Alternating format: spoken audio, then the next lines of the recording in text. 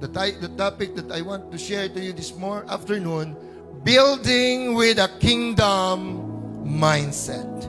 We need to focus, we need to realign, mga kauturan. Ang tawag sang Diyos sa aton is to give or to share the gospel and to bring them in the feet of Jesus. Amen nga aton sila ipakilala sa Ginoo bangod sa lapit yan nga pagbalik.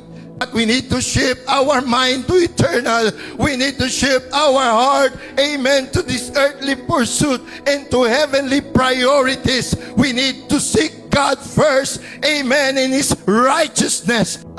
When you give up, God say, I will never give up. Grabe ang pulong sa Diyos.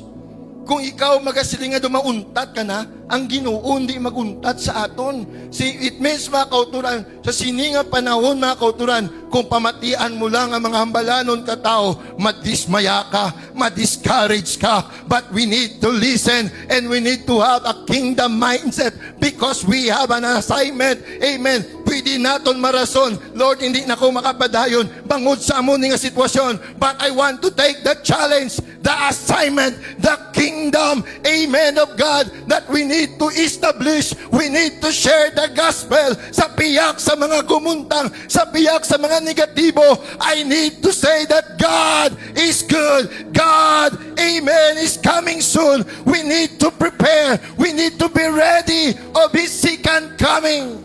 There will be no success. There will be no comfort. There will be no security without the help of God. Because our help is in the name of the Lord Jesus Christ. Wala sing may mahimo ang kalibutan kung wala ang Diyos. Amen. Nga magaupod sa sininga kausa.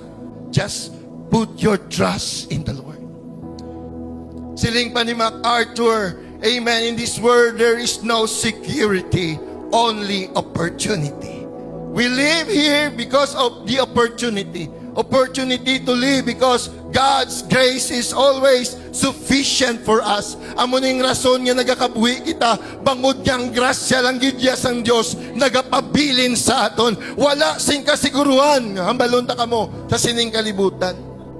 Only thing that secured, mga kauturan, na sa sining kalibutan, kag wala nagapaylo, kag wala nagaliwat, ang ginarian sang aton buhi nga Dios, that this word, amen, there is no security, only the opportunity. Ang assignment naton, nga samtang nagakabuhi kita, we need to seek God in His kingdom. We need to seek the Lord while He is near. Samtang nagalapit ang Diyos sa aton. Amen. Samtang nagapalapit ang pagbalik ni Jesus, padayon naton siya pangitaon sa diin man nga aspeto sa kabuhi naton. We need to seek God. Amen. Because that is our priority, mga kauturan. Thank God for the revelation. Amen. Nga nagpahayag ang aton buhi nga Diyos nga wala sang liwan nga dapat kilalaon kag simbahon kundi sa ngalan lang ni Jesus nga ang tagsa kaluhod magaluhod kag ang tagsa kadila nga magatuad nga si Jesucristo ang mga aton buhi nga Diyos. Amen.